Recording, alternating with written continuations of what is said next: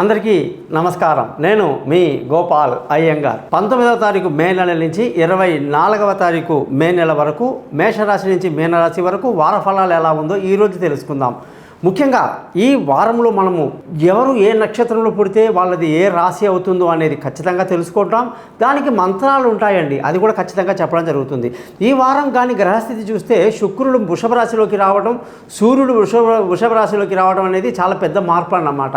ఇకపోతే గ్రహస్థితులు చూసుకుంటే మేషరాశిలో బుధుడు, వృషభ రాశిలో సూర్యుడు, అలాగే గురువు శుక్ర గ్రహాలు ప్రయాణిస్తున్నాయి. అలాగే కేతు కన్యారాశిలో, శని కుంభరాశిలో, రాహు కుజుడు మీనరాశిలో ప్రయాణిస్తున్నారు. చంద్రుడు కన్యా తుల వృశ్చిక రాశిలో ప్రయాణిస్తున్నారు.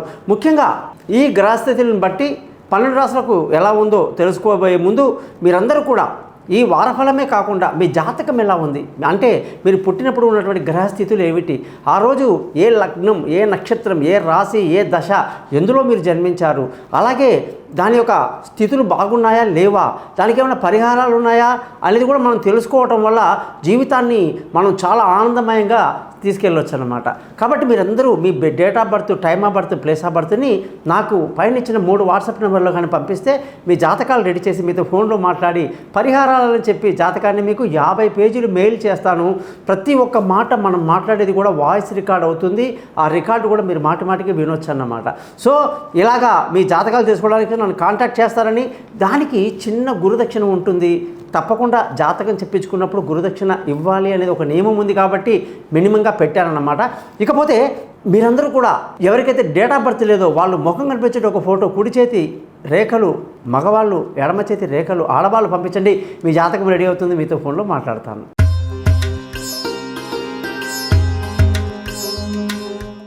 కర్కాటక రాశి వాళ్ళకి 19వ తారీఖు మే నెల నుంచి 24 మే వరకు చూసుకుంటే కర్కాటక రాశికి అధిపతి చంద్రుడు. చక్కటి చంద్రుడి యొక్క ప్రయాణం బాగుంది.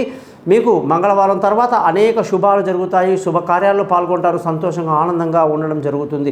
ముఖ్యంగా ధనానికి అధిపతి మీకు సూర్యుడు. ఆ సూర్యుడి యొక్క స్థితి వృషభ రాశిలో రావటం వల్ల విపరీత ధనయోగం ఉంది. సంతోషం, కుటుంబంలో ప్రశాంతత, పిల్లల చదువులో మంచి ప్రత్యేక శ్రద్ధ చూపిస్తూ ఉంటారన్నమాట. అలాగే శుక్రుడి యొక్క మార్పు కూడా మంచి వ్యాపారంలో గొప్ప లాభాలతో చాలా అద్భుతంగా ఈ వారం అంతా ముందుకు దూసుకు వెళ్తారు. విలువైన వస్తువులు, భూములు, వాహనాలు, ఇతరత్ర అన్ని కొనడానికి శుక్రగ్రహం యొక్క మార్పు చాలా మేలు కలిగిస్తుంది అన్నమాట. ఇకపోతే బుధగ్రహం యొక్క స్థితి మేషరాశిలో ఉండడం వల్ల ఖర్చులు అధికంగా ఉండడమే కాకుండా బంధువులతో, స్నేహితులతో పెద్ద సహకారాలు లేక కాస్త ఇబ్బంది పడే అవకాశాలు ఉంటాయన్నమాట. ముఖ్యంగా ఈ రాశి వాళ్ళకి, కర్కాటక రాశి వాళ్ళందరికీ చూసుకుంటే సంతానం యొక్క గొప్పతనం చూసి సంతోషపడతారు. దూర విద్యలు బాగా కలిసి వస్తాయి, దూర ప్రయాణాలు కలిసి వస్తాయి.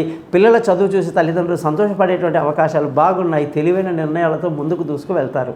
ఆరోగ్య విషయంలో వచ్చేసరికి మనకి బ్రహ్మాండమైనటువంటి ఆరోగ్యం ఉంటుంది, ఎటువంటి ఇబ్బంది లేదన్నమాట. అలాగే శత్రువులు కూడా మిత్రులయ్యే అవకాశాలు చాలా బాగున్నాయి. ముఖ్యంగా భార్య భర్తల మధ్య చిన్న చిన్న కీచుడాడలు, ఇబ్బందులు కొంచెం అడ్జస్ట్ చేసుకుంటూ వెళ్తుంటాం. కాస్త మీ సహనానికి పరీక్షలాగా ఉంటుంది ఈ వారం భార్యాభర్తల విషయంలో, కానీ జాగ్రత్తగా ఉంటే ఎటువంటి ఇబ్బంది లేదు. అలాగే పెళ్ళి కాని వాళ్ళకి ఇంకా కొంత సమయం పట్టే అవకాశం ఉంది.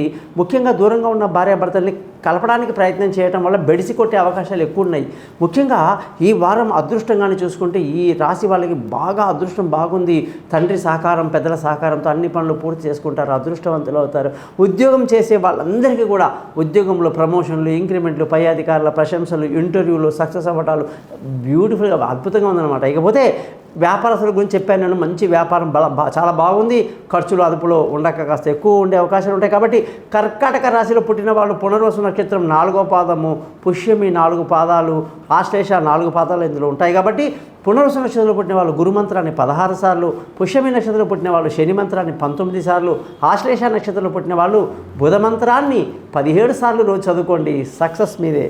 ఇక మీరందరూ కూడా 12 రాశులకు ఎలా ఉంది అని తెలుసుకున్నారు కదా.